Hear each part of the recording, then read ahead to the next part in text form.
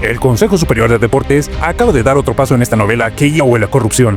Estamos hablando de una supuesta cautelarísima que concedería a Dani Olmo y Pau Víctor, permitiéndoles ser inscritos en la liga, a pesar de que el propio reglamento lo impide.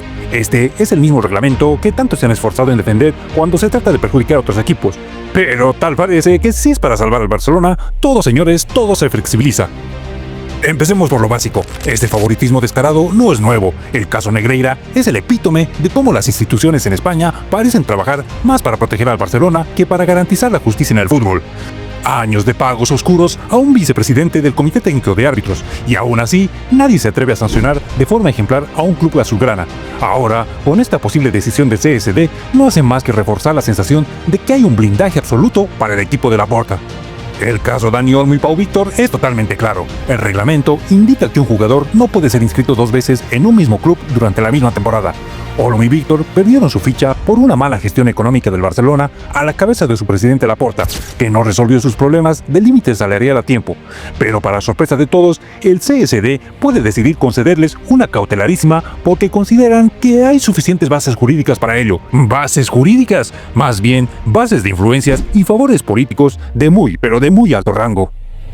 Y aquí es donde crece la indignación. Manu Carreño, director del Larguero en la cadena SER, ha sido quien ha revelado esta información. Según él, la decisión se basa en un recurso presentado por el Barcelona que incluye 52 páginas de alegaciones y 60 documentos anexos. Pero ¿de qué sirve tanto papeleo cuando es evidente que se está violando el reglamento? Más aún cuando se habla de que esta decisión también busca beneficiar a la selección española para que Dani Olmo pueda jugar. Una excusa pobre que no convence a nadie. Lo más alarmante es el silencio de los otros 41 clubes de la liga, incluyendo al Real Madrid.